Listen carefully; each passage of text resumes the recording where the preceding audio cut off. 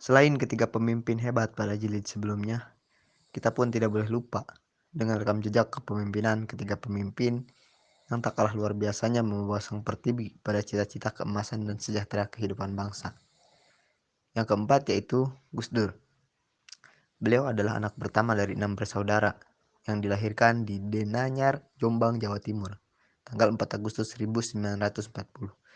Ia dilahirkan dengan genetik berketurunan darah biru, yang dimana ayahnya Kiai Haji Wahid Hasyim yang merupakan pendiri Jamaiyah Nahdlatul Ulama, organisasi massa Islam terbesar di Indonesia dan pendiri pesantren Tebu Ireng, Jombang. Dan ibunya, Nyai Haji Solehah, yang merupakan tokoh NU. Maka dengan demikian, Gus Dur merupakan cucu dari dua ulama NU sekaligus dan dua tokoh bangsa Indonesia. Dengan lingkungan hidup seperti itu, maka beliau secara tidak langsung sudah mulai berkenalan dengan dunia politik. Sejak masa kanak-kanak, ibunya telah ditandai berbagai isyarat bahwa Gus Dur akan mengalami garis hidup yang berbeda dan memiliki kesadaran penuh akan tanggung jawab terhadap NU. Beliau menjabat langsung ketika Presiden B.J. Habibie dilengsarkan, yakni pada 20 Oktober 1999. Kala itu, ketika pemilihan terjadi yang dimana saat itu sistem pemilihan masih dilakukan oleh anggota MPR. Ketika perhitungan mulai dilakukan, Mega pada awal memimpin, namun perlahan perolehan suara Gus Dur yang disokong kubu poros tengah dapat mengimbangi perolehan suara Megawati, yang bahkan keadaan berbalik ketika ada perhitungan akhir Gus Dur mengumpulkan 60 suara lebih banyak. Gus Dur jadi presiden dengan diiringi lantunan salawat badar. Gus Dur dibantu berdiri dan dibimbing ke podium untuk disumpah menjadi presiden. Pidato perdana usai diambil sumpah jabatan sebagai presiden, Gus Dur menyampaikan pidato pertamanya. Dalam kesempatan tersebut, ia menekankan komitmennya untuk menegakkan keadilan dan untuk mendatangkan kemakmuran bagi sebanyak mungkin warga masyarakat. Selain itu, yang tak kalah penting untuk mempertahankan keutuhan wilayah bangsa.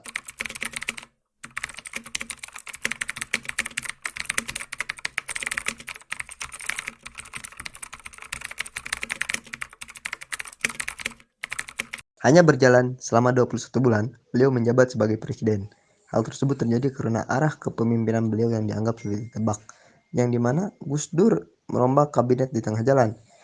Dia juga berulang kali memecat menteri, misalnya Wiranto, Yusuf Kala, Laksamana Soekardi, Yusril Ija Mahendra, dan beberapa menteri lain. Bahkan dalam guyonan, Yusuf Kala menyebut Gus Dur setiap 2 bulan sekali memecat menteri, yang hingga akhirnya pada 23 Juli 2001 beliau dilengsarkan dari jabatannya. Lalu ada Megawati Soekarno Putri, seorang pencetus kepemimpinan tinggi di Pertiwi ini, lahir di Yogyakarta pada 23 Januari 1947. Yang dimana ketika sebelum menjadi seorang presiden, beliau merupakan seorang wakil presiden Republik Indonesia ke-8, yakni sebagai wakil dari Gus Dur, yang merupakan putri sulung dari sang proklamator kemerdekaan Indonesia, yakni Insinyur Soekarno. Wanita bernama lengkap Diah Permata Megawati Soekarno Putri ini memulai pendidikannya dari SD hingga SMA di perguruan Cikini, Jakarta. Sementara ia pernah belajar di 2 universitas, yaitu Fakultas Pertanian Universitas Padjadjaran, Bandung, dan Fakultas Psikologi Universitas Indonesia. Kendati ia memiliki sokongan ilmu politik yang luar biasa dari orang tuanya. Masuknya Megawati ke kancah politik berarti beliau telah mengingkari kesepakatan keluarganya untuk tidak terjun ke dunia politik. Trauma politik keluarganya itu ditabraknya. Megawati tampil menjadi primadona dalam kampanye PDI. Walau tergolong tidak banyak bicara, ternyata memang berhasil. Suara untuk PDI naik dan beliau pun terpilih menjadi anggota MPR. Pada tahun itu pula Megawati terpilih menjadi sebagai Ketua DPC PDI Jakarta Pusat. Dengan hal tersebut, maka pada 23 Juli 2001 beliau menjabat menjadi seorang presiden.